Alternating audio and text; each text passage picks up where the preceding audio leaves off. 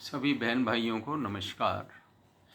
आज हमारे विचार का मुद्दा ये है कि क्या हम अगस्त 1947 में आज़ाद हो जाने के बाद हम स्वतंत्र हैं?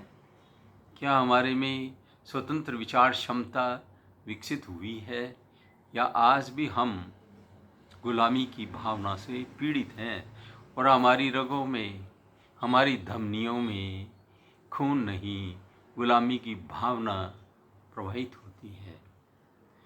मैं इस सिलसिले में कुछ एग्जाम्पल लेना चाहता हूँ।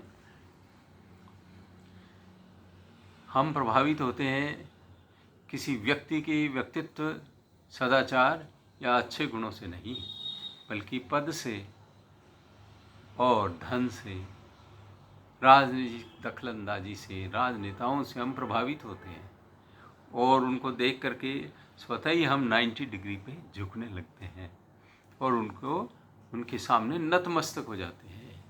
ये किसी तरह की कर्टसी के अंतर्गत हो तो बात अलग है, लेकिन फिर भी 90 डिग्री का पोज तो फिर भी जस्टिफाइड नहीं लगता। आप ये विचार करें कि क्या हमारे समाज में किसी टीचर का, किसी प्राध्यापक का, क्या किसी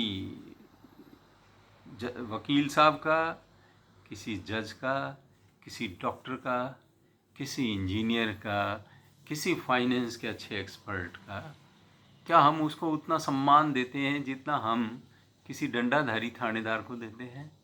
या किसी अन्य प्रकार की जो हमारे रिवार्ड एंड पनिशमेंट के अनुसार इस थ्योरी के अंतर्गत जो हमें प्रभावित कर सकता हो, उसे हम सम्मान देते हैं? मेरा मानना ये है कि हमारी समाज की जड़ों में कुछ दीमक लगी हुई है और हम जिन लोगों को हमें सम्मान देना चाहिए उनको हम सम्मान नहीं दे पाते हैं, किसी इस कारण से या उस कारण से। स्मॉल वेंडर्स हैं, छोटे काम जो करते हैं, कोई हाथों सा जो काम करता है, सफाई कर्मी है, हम उसको अरे और तुम बोलने का अधिकार मानते हैं, जन्मसिद्ध अधिकार मानते हैं। उसको सम्मान देने की हमारे मन में बिल्कुल भी इच्छा नहीं होती है। फिर हम गुलामी करते हैं पार्टीज़ की, उनके द्वारा उछाले गए अनर्गल मुद्दों की, तर्कहीन बातों की। फिर हम उनके बातों में आ जाते हैं और उनके पक्ष में खड़े हो जाते हैं और जो खुद अपना ही कानून बनाए और उसी का भी सुविधा से विरोध करे, हम उनकी ये भी चाल नहीं समझ पाते हैं कि ये क्या कर रहे हैं। इसका कारण है हमारी नादानी। हर गुलामी का कारण नादानी होता है।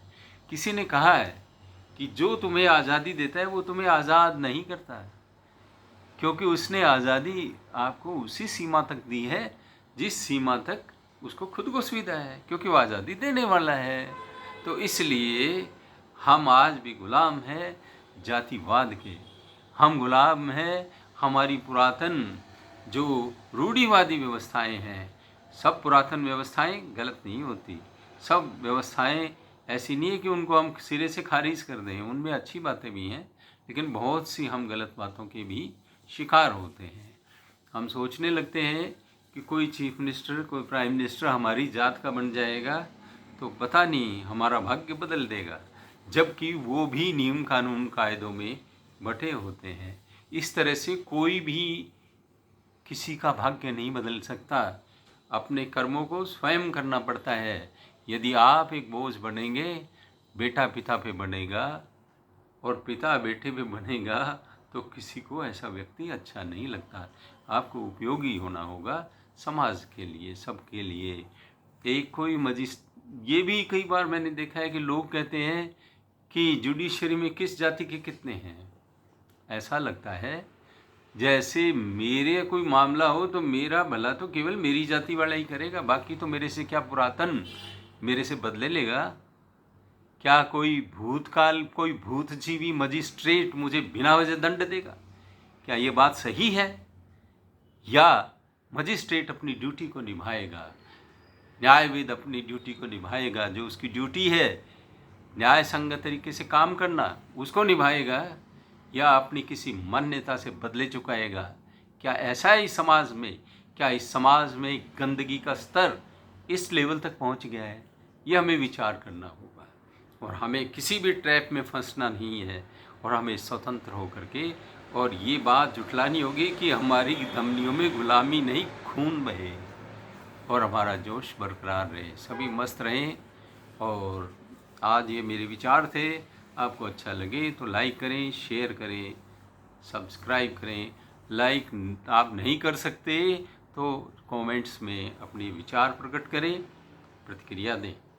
जैसी भी हो प्रतिक्रिया महत्वपूर्ण है। धन्यवाद।